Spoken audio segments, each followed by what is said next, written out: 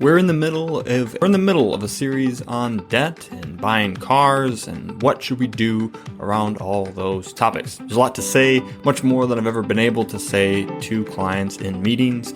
So this becomes a helpful guide for you of mine who are clients listening to this podcast, and of course the general audience who is listening as well. I'm not done with it. I promise we will get back to it.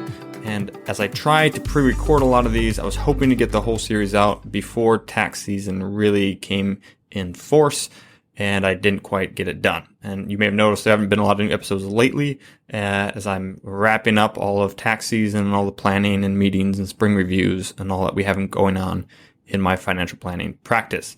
We are coming out with new episodes. We will be back in May with new episodes, finishing off that series and many other topics that we want to hit. Again, if you have any topics or any questions you would love to see as a topic on the podcast, you can email those to questions@retirementorship.com and we can make that an episode as well. Want to at least give you something here though, so if you are a newer listener and you didn't go back and listen to all the episodes we have published, we did do one on the news and how I'm not a big fan of it. So with everything that's going on and with all the bad news that's out there, it can be tempting to let what we hear on the news and in journalism, quote unquote, to impact how we conduct our finances, how we invest, how we move forward. So we did an episode on that in the spring, really winter of 2020, and I want to rebroadcast that one today.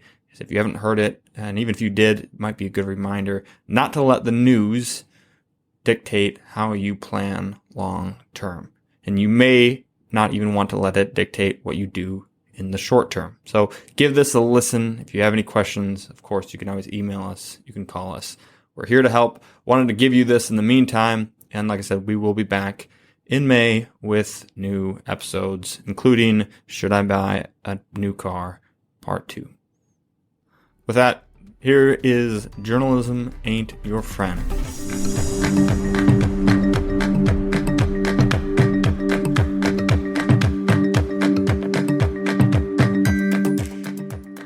You'll have to forgive me for this one, and permit me to rant a bit. I've been thinking about this for many years, and the problem seems to be getting worse. The problem? The news media and its devastating effect on people and investors. It is one of the most consumed products in America, and I believe it should be one of the least.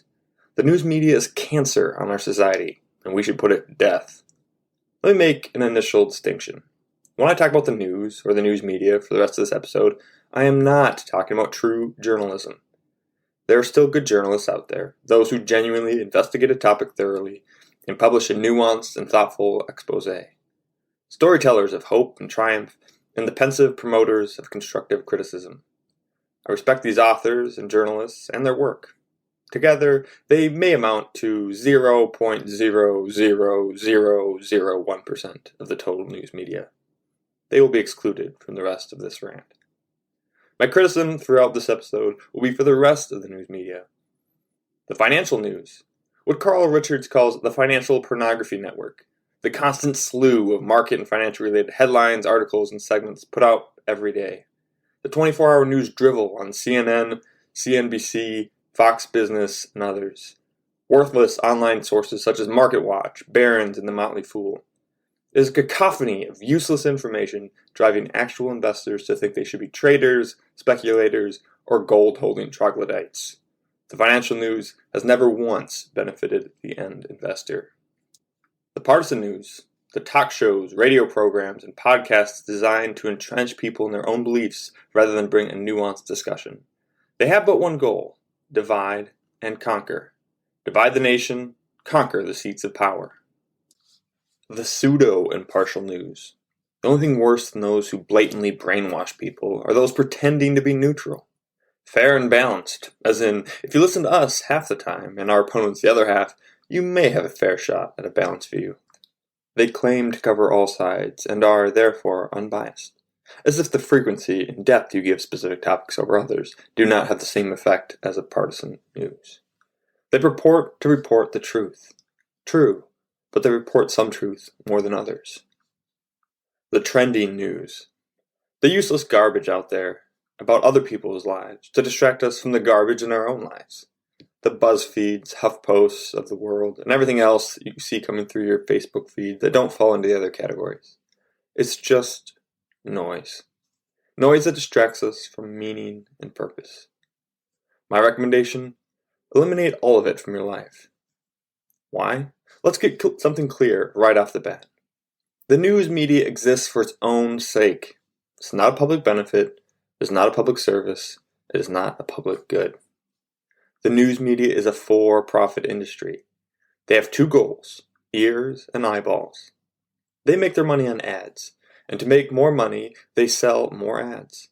They sell more ads by getting more clicks, more listens, and more views. The best way to do that is to peddle fear and outrage. The news media is in it for themselves. They will do whatever it takes to get more people to click, watch, and listen.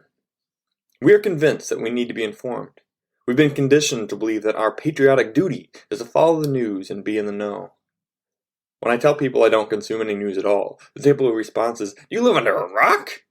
To which I respond, "Yes, it's warm and cozy under here, and I got a lot of meaningful family time and work done under here."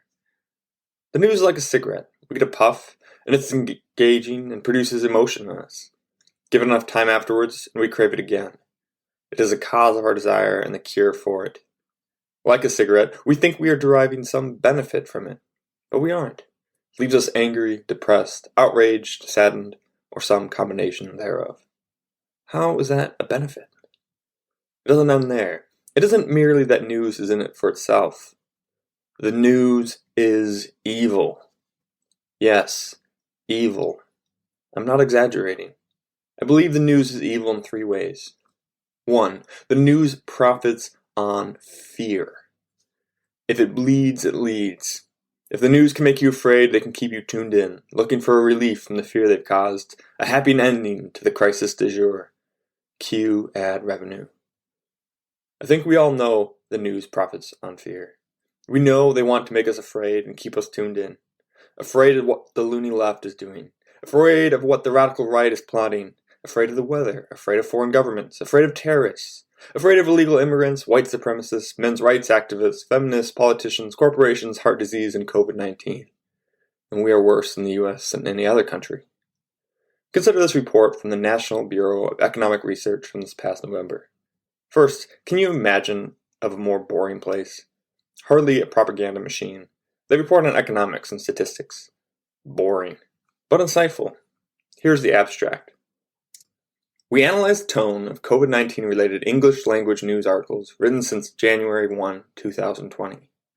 91% of stories by U.S. major media outlets are negative in tone versus 54% of non-U.S. major sources and 65% for scientific journals. The negativity of U.S. major media is notable even in areas with positive scientific developments, including school reopenings and vaccine trials. Media negativity is unresponsive to changing trends in new COVID-19 cases or the political leanings of the audience. U.S. major media readers strongly prefer negative stories about COVID-19 and negative stories in general. Stories of increasing COVID-19 cases outnumber stories of decreasing cases by a factor of 5.5, even during periods when new cases are declining. This finding is punctuated for me when I work out at the YMCA, the only place I see TV news anymore.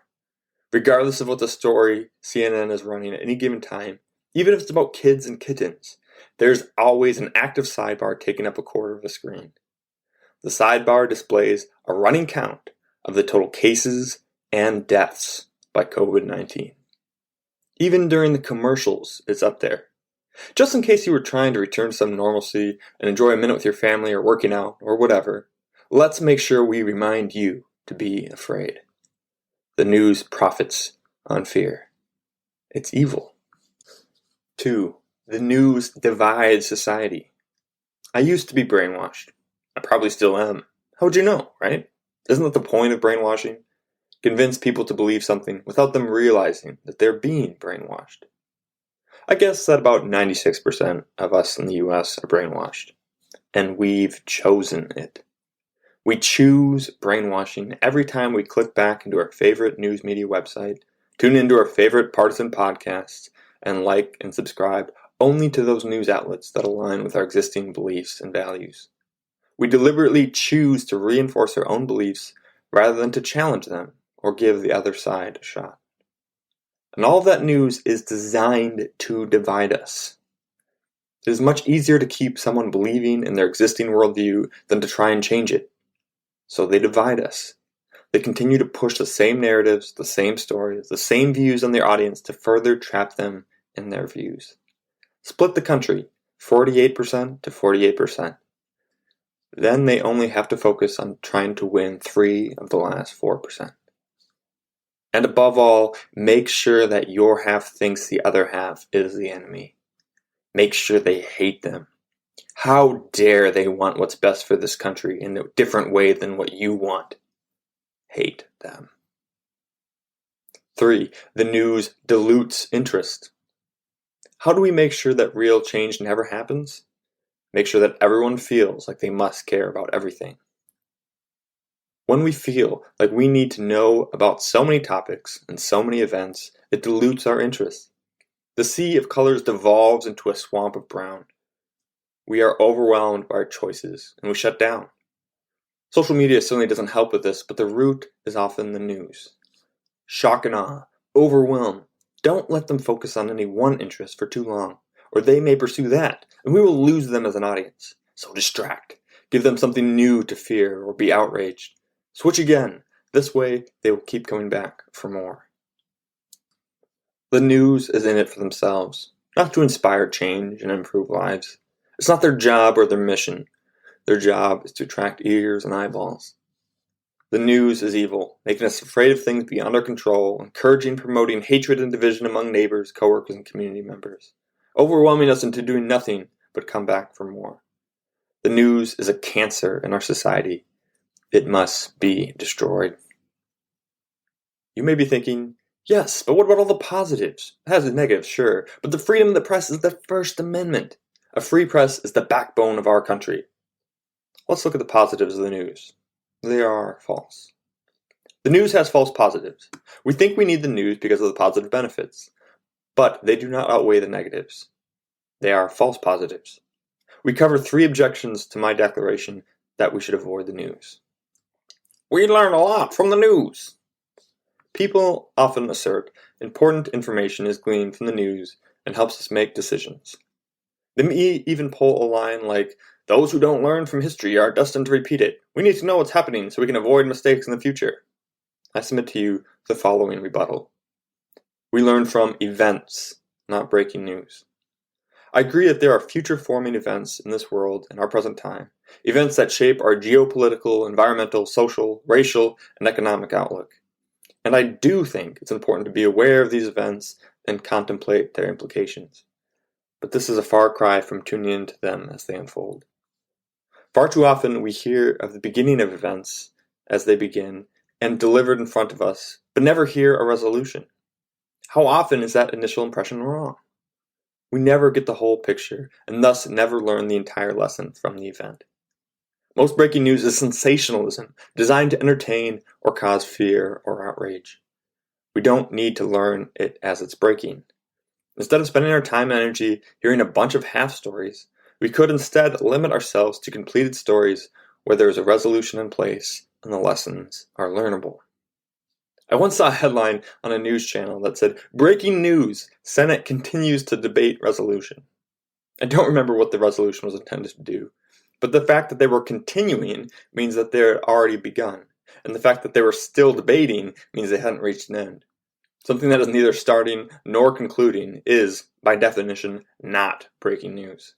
The only breaking news you should hear, as it is breaking, is, "A hurricane is imminent, evacuate!" Watching the news as it breaks and claiming you are doing it to learn important life lessons is like drinking from a fire hose and claiming it is because you are thirsty. There are other ways to quench that desire that are less wasteful and damaging. We need to be informed so that we can create social change. People bring up this role of current events and social change. How can we make society better if we don't know what's going on? How can we make it less racist if we don't see the racism that goes on all the time? How can we make it more just if we don't see the injustice? How can we create more opportunities for people if we don't see who is taking advantage of them? We need the news, the thought goes. We need to see what's happening in the world around us so we can change it. We need to be good citizens of our community, nation, and the world. And to do that, we need to know. Abandoning the news is sticking your head in the sand and pretending that problems don't exist. It takes a lot of privilege to do that. A lot of principles from the first objection apply here. We don't need to hear about every stage of an event to create social change due to the event. But I admit we must act on some events as they unfold to create change. Wait and we lose the opportunity. But that doesn't mean you need to hear about all the other nonsense out there to tune into the few current events that have potential for change. If it is important, and you are going to do something about it, you can take the initiative to regularly check in on the progress of specific events as they unfold. But that leads to the deeper issue. You won't. You won't take the initiative to track a story manually. Unless updates are fed to you by algorithms or acquaintances on social media, you will forget about it and move on. It's not because you are heartless and cruel. You just get distracted by the next news cycle. Information overload overwhelms people into complaining about everything and acting on nothing. We are told to care about everything. Care about whales and racism and the minimum wage and police brutality and sex trafficking and transgender athletics and homelessness and global warming and #MeToo and the opioid crisis and vaccines and the looming student loan crisis and cancel culture and healthcare and immigrant children and inmates on death row and foster care system and on and on and on and on. We haven't even gotten to your personal problems yet. We are tossed to and fro like a sailboat in a maelstrom. There's so many things to care about that we end up not genuinely caring about any of it. We give it lip service, perhaps with our fingers on a keyboard. We repost, comment, tweet, and vent about the problem and injustices. And in the end, we do nothing. Think back. What was the last problem that you were reminded about from something in the news that got you worked up? Something that made you complain, either to someone in person or inspired to post, repost, or comment on social media. I'm sure whatever it was a worthy cause. Now let me ask you this. How much money did you donate to help solve the problem? How many hours did you volunteer to make an impact? 0. We say something about everything and do nothing about anything. The news does not help us make change in the world. It merely helps us complain about the world. We need to hold politicians and corporations accountable. How else would we know about all the corporate greed and corrupt politicians without the news to tell us? How could we hold them accountable without valiant journalism to shine a light on their dark deeds? We have representatives for that. Delegate it and focus on something you can change. You don't need to hear about everything that goes on in the world. We live in a republic. We elect people to represent us and pay attention to those things for us. You don't need to follow politics. You can't do anything about it anyways, other than vote. And you don't have to watch every move they make for 730 days before you vote for or against them in the next election. You're probably going to vote for whatever party candidate you belong to anyway. Why pay attention to politics at all if you are simply going to scan the ballot for the R or the D and mark those circles? B, most people don't remember what actions politicians took over the last 2 years. They decide based on what politicians said over the last 2 months. But what if we stopped doing that? What if we ignored the ongoing garbage of everyday politics and the news that they throw at us? What if we evaluated a politician's actual actions over the last 2 years when we decided to vote, instead of basing it off the platitudes and propaganda they spew in their campaign speeches in the 2 months before an election? Perhaps if we gave it more critical thought, instead of subjecting ourselves to media brainwashing, we wouldn't be in the political climate we find ourselves. We do not need the news. There is nothing to be gained from being fed stories about problems from all over the world that will elicit negative emotions and that you will do nothing to solve. You may be asking yourself, why is he talking about the news? Isn't this a financial podcast? Other than mentioning something about money porn, this hasn't been financial at all. Please don't tell me this is going to turn into a political pod. First of all, it's called the Financial Pornography Network, aptly named. And second, because all news, not just financial news, has a devastating impact on people's finances. And ignoring the news has profound benefits to your finances. Do you know who didn't get caught up in the dot-com mania of the late 90s and early 2000s? Those who didn't watch the news. You know who didn't panic out of the market in 2008 and 2020? Those who didn't obsess over news that their values had plummeted. Do you know who sleep better at night and find meaningful outlets for their time and money? Those who don't watch the news and take that time to do something worthwhile. So here's the challenge. No more news. I challenge you, starting today, to avoid all news for the next 30 days. If you have any news apps or bookmarks, delete them. You can always get them back. If you have any news emails, unsubscribe from them. You can always resubscribe. If you get all your news from social media, preferably delete those. Or at least set a screen time limit on them so that you have no more than 10 minutes a day. If you have limited time, you won't waste it on news stories. You'll skip to what matters. No more news feeds for 30 days. Some of you who try this will have a lot of time on your hands. Here are some suggestions for what to do with it. Have a conversation with your spouse. Talk to your kids or parents, or both. Connect with friends, new and old. Laugh. Read books. Volunteer with an organization that is attacking the problem that most pulls at your heart. Donate some money to a cause where you can see the impact. If you have to, spend that time you would have spent on the news working to earn a bit more money. Then donate that. Rest your body and your mind. For me, I read books. Well, listen to them mostly. The average time spent writing a news article is 2 hours. The average time spent writing a book is 2 years. They tend to be of higher quality. Even if you did just that, read books instead of the news. Listen to books instead of the radio or political podcasts. Your mind will be blown away by how easy it is to get through books when you no longer consume any news. I average a book a week, nonfiction. I don't have more time than anyone else. I simply don't waste any of it on frivolous news. If you're intrigued by the idea of reading books instead of news, I want to help. I've read a lot of books and some are much better than others. I'll be releasing a mini-pod called Retire Read. The episodes will show up in this feed as bonus episodes. They will short 3 to 5 minute episodes that focus on different books and some of the key takeaways for me. It'll be an easy way for you to decide if the book sounds interesting to you and if you want to invest your time reading instead of meaningless drivel on your Facebook feed. Stay tuned for those. Here's the good thing about the No More News Challenge. After 30 days, you can always go back. You can jump right back into Fox News or CNN or BuzzFeed or whatever Facebook is dishing up for you. By all means, dig in. And then see if you don't realize how much happier you were without it. Maybe not in the first week when the pull of the outrage machine beckons you like nicotine in a cigarette. But as you consume another bite of the news that enrages you, and you realize you aren't going to do anything about it, and to help neither you nor anyone else, you will likely also remember the last 2 weeks and the peace you had. My guess is you'll abandon it altogether. For good. That's what I did. I quit the news and social media at the start of 2015. I'm the happiest person I know.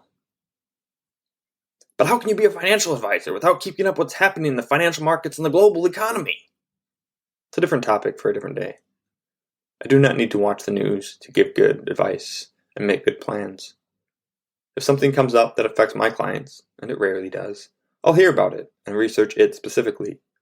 I don't need to stay tuned in to the incessant news feed 365 days a year to catch the one thing that matters. And neither do you. No more news for 30 days. Try it. I dare you. Your psyche and your lifetime investment returns will thank you. If you have a friend that is constantly talking about the latest news or political events instead of doing something useful with their time and emotional energy, I invite you to share this episode with them. Perhaps they will consider joining you on your No More News challenge. If you enjoyed that, you would love being part of our free membership community. It's called Retire Membership, and it has a host of benefits, all for free. For example, you can always buy my book, 3D Retirement Income, on Amazon. But if you join us at Retire Membership, we will send you either a hard copy or paperback for free, provide the ebook and the audiobook so that you can listen to it if you don't have time to read it. In addition to that, we'll also provide you with a bunch of content that you can't get anywhere else. For example, we have our quarterly Retire Mentorship magazine, which comes out quarterly and has no ads whatsoever. It's just timely content to help you stay the course. We also have workbooks for our free online workshop to help you get the most out of those, flowcharts to help you make better decisions, and a weekly email to provide timely content that you can unsubscribe from at any time. We never ask for any payment information, and we never share your information with anyone else. We just want to provide timely content and help you stay the course to retire successfully and stay successfully retired. There's no reason to wait, so join us now at retiremembership.com, where you can click in the link in the description and it'll go right there. We can't wait to see you in the community. Cheers. This podcast is educational only and is not investment, tax, or legal advice.